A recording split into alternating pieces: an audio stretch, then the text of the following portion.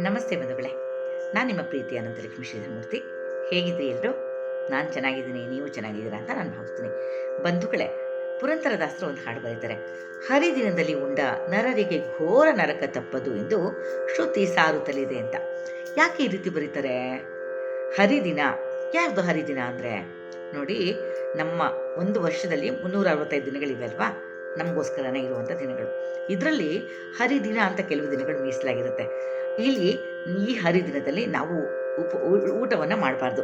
ಉಪವಾಸ ವ್ರತವನ್ನು ಮಾಡಿಕೊಂಡು ಭಗವಂತನ ಸೇವೆಯಲ್ಲಿ ನಾವು ನಿರತರಾಗಿರಬೇಕು ಅನ್ನೋದು ಇದರ ಉದ್ದೇಶ. ಈಗ ಊಟ ಮಾಡಿದ್ರೆ ಏನಾಗುತ್ತೆ? ಊಟ ಮಾಡ್ತೀವಿ, ಹೊಟ್ಟೆ ತುಂಬೋಯ್ತಪ್ಪ ಅಂತ ತೆಗೆದ್ಬಿಟ್ಟು ಮಲ್ಕೋತೀವಿ, ರೆಸ್ಟ್ ಮಾಡ್ತೀವಿ. ಮತ್ತು ಹೀಗೆ ಏನೋ ಒಂದು ಮತ್ತು ಬಹಿರ್ದೇಶಕ್ಕೆ ಹೋಗುವಂಥದ್ದು ಇಂಥವೆಲ್ಲ ತುಂಬ ಇರುತ್ತೆ.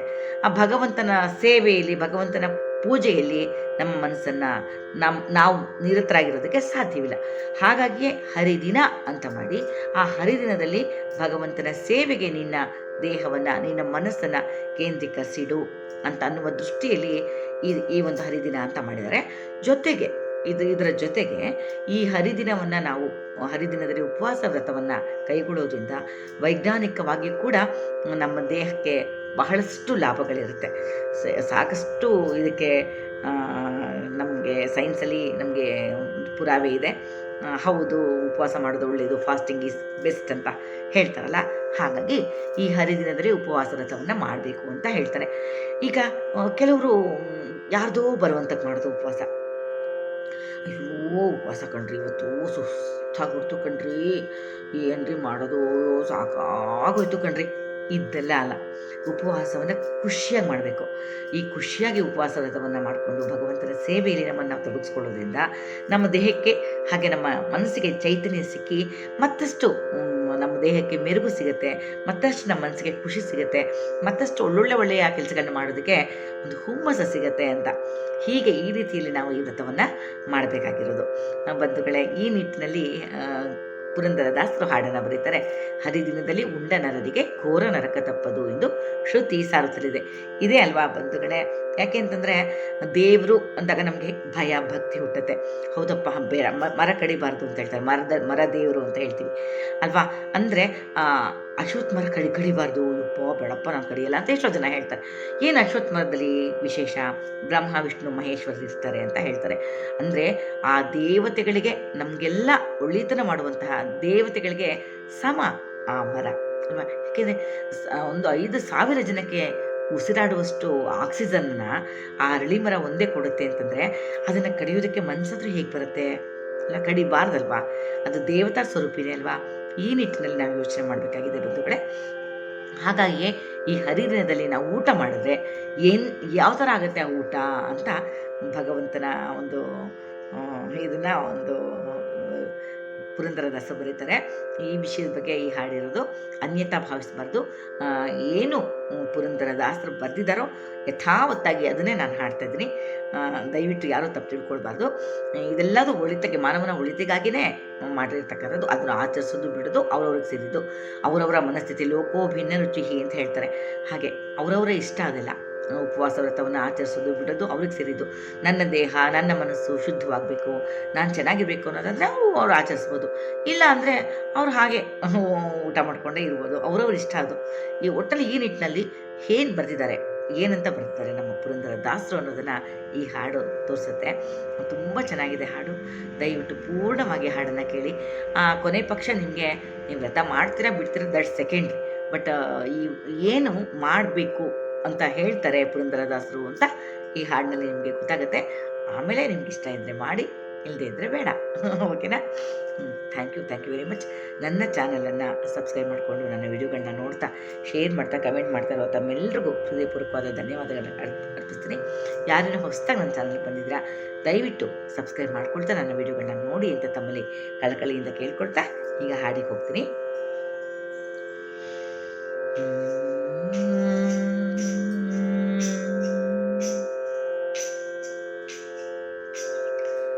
ಹರಿದಿನದಲ್ಲಿ ಉಂಡ ನರರಿಗೆ ಘೋರ ನರಕ ತಪ್ಪದು ಎಂದು ಶ್ರುತಿ ಸಾರುತ್ತಲಿದೆ. ಹರಿದಿನದಲ್ಲಿ ಉಂಡ ನರರಿಗೆ ಘೋರ. ನರಕ ತಪ್ಪದು ಎಂದು ಶ್ರುತಿ ಸಾರುತ್ತಲಿದೆ.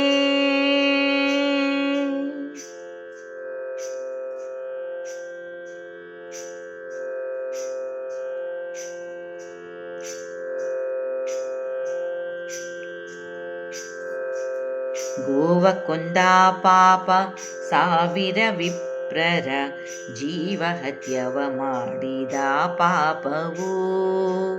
ಗೋವ ಕೊಂದ ಪಾಪ ಸಾವಿರ ವಿಪ್ರರ ಜೀವಹತ್ಯವ ಮಾಡಿದ ಪಾಪವು. ಭಾವಜನಯ್ಯನ ದಿನದಲ್ಲುಂಡವರಿಗೆ, ಭಾವಜನಯ್ಯನ ದಿನದಲ್ಲುಂಡವರಿಗೆ ಕಿವಿನೊಳಗೆ ಹಾಕಿ ಕುದಿಸುವ ಯಮನು.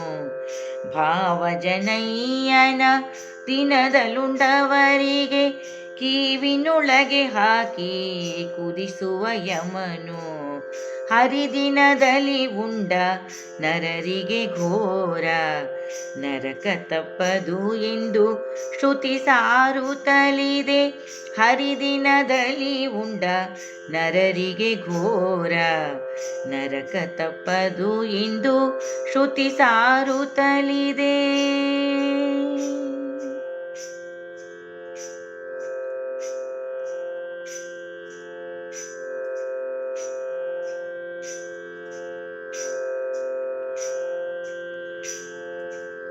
ಒಂದೊಂದು ಅಗುಳಿಗೂ ಕೋಟಿ ಕೋಟಿ ಕ್ರಿಮಿಗಳು.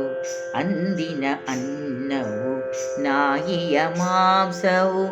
ಒಂದೊಂದು ಅಗುಳಿಗೂ ಕೋಟಿ ಕೋಟಿ ಕ್ರಿಮಿಗಳು. ಅಂದಿನ ಅನ್ನವು ನಾಯಿಯ ಮಾಂಸವು. ಮಂದರಧರನ ದಿನದಲ್ಲುಂಡವರನು, ಮಂದರಧರನ ದಿನದಲ್ಲುಂಡವರನು ಹಂದಿಯ ಸುಡುವಂತೆ ಸುಡುವನು ಯಮನು. ಮಂದರಧರನ ದಿನದಲ್ಲುಂಡವರನು ಹಂದಿಯ ಸುಡುವಂತೆ ಸುಡುವನು ಯಮನು. ಹರಿದಿನದಲ್ಲಿ ಉಂಡ ನರರಿಗೆ ಘೋರ. ನರಕ ತಪ್ಪದು ಎಂದು ಶ್ರುತಿ ಸಾರುತ್ತಲಿದೆ. ಹರಿದಿನದಲ್ಲಿ ಉಂಡ ನರರಿಗೆ ಘೋರ. ನರಕ ತಪ್ಪದು ಎಂದು ಶ್ರುತಿ ಸಾರುತ್ತಲಿದೆ.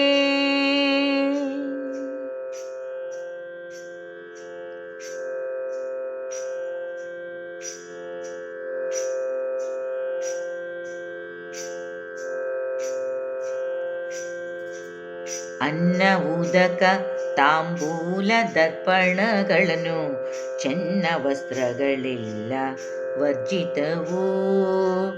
ಅನ್ನ ಉದಕ ತಾಂಬೂಲ ದರ್ಪಣಗಳನ್ನು ಚೆನ್ನ ವಸ್ತ್ರಗಳೆಲ್ಲ ವರ್ಜಿತವು. ತನ್ನ ಸತಿಯ ಸಂಗ ಮಾಡುವ ಮನುಜನ, ತನ್ನ ಸತಿಯ ಸಂಗ ಮಾಡುವ ಮನುಜನ ಬೆನ್ನಲಿ ಕರುಳ ಉಚ್ಚಿಸುವನು ಯಮನು. ತನ್ನ ಸತಿಯ ಸಂಗ ಮಾಡುವ ಮನುಜನ ಬೆನ್ನಲಿ ಕರುಳ ಉಚ್ಚಿಸುವನು ಯಮನು. ಹರಿದಿನದಲ್ಲಿ ಉಂಡ ನರರಿಗೆ ಘೋರ. ನರಕ ತಪ್ಪದು ಎಂದು ಶ್ರುತಿ ಸಾರುತ್ತಲಿದೆ. ಹರಿದಿನದಲ್ಲಿ ಉಂಡ ನರರಿಗೆ ಘೋರ. ನರಕ ತಪ್ಪದು ಎಂದು ಶ್ರುತಿ ಸಾರುತ್ತಲಿದೆ.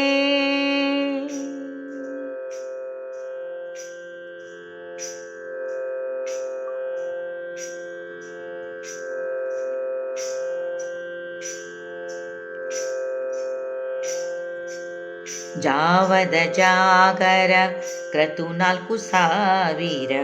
ಜಾವ 4ರ ಫಲಕ್ಕೆ ಮಿತಿಯಿಲ್ಲವೋ. ಜಾವದ ಜಾಗರ ಕ್ರತು 4,000. ಜಾವ 4ರ ಫಲಕ್ಕೆ ಮಿತಿಯಿಲ್ಲವೋ. ದೇವದೇವನ ದಿನದಿ ನಿದ್ರೆಯ ಗೈದರೆ, ದೇವದೇವನ ದಿನದಿ ನಿದ್ರೆಯ ಗೈದರೆ ಹುರಿಗಾವಿಲಿಯೊಳು ಹಾಕಿ ಹುರಿಯುವ ಯಮನು. ದೇವದೇವನ ದಿನದಿ ನಿದ್ರೆಯ ಗೈದರೆ ಹುರಿಗಾವಿಲಿಯೊಳು ಹಾಕಿ ಹುರಿಯುವ ಯಮನು. ಹರಿದಿನದಲ್ಲಿ ಉಂಡ ನರರಿಗೆ ಘೋರ ನರಕ ತಪ್ಪದು ಎಂದು ಶ್ರುತಿ ಸಾರುತ್ತಲಿದೆ. ಹರಿದಿನದಲ್ಲಿ ಉಂಡ ನರರಿಗೆ ಘೋರ ನರಕ ತಪ್ಪದು ಎಂದು ಶ್ರುತಿ ಸಾರುತ್ತಲಿದೆ.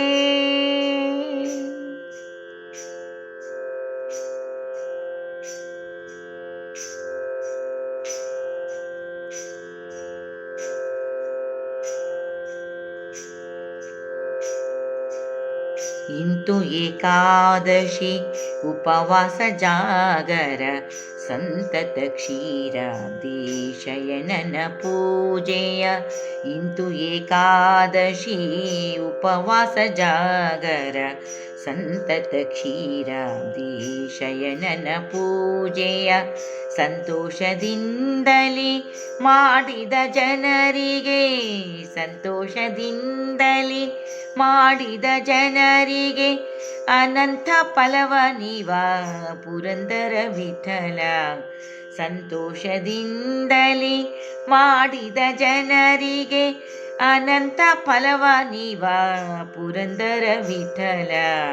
ಹರಿದಿನದಲ್ಲಿ ಉಂಡ ನರರಿಗೆ ಘೋರ ನರಕ ತಪ್ಪದು ಎಂದು ಶ್ರುತಿ ಸಾರುತ್ತಲಿದೆ. ಹರಿದಿನದಲ್ಲಿ ಉಂಡ ನರರಿಗೆ ಘೋರ ನರಕ ತಪ್ಪದು ಎಂದು ಶ್ರುತಿ ಸಾರುತ್ತಲಿದೆ. ಹರಿದಿನದಲ್ಲಿ ಉಂಡ ನರರಿಗೆ ಘೋರ ನರಕ ತಪ್ಪದು ಎಂದು ಶ್ರುತಿ ಸಾರುತ್ತಲಿದೆ.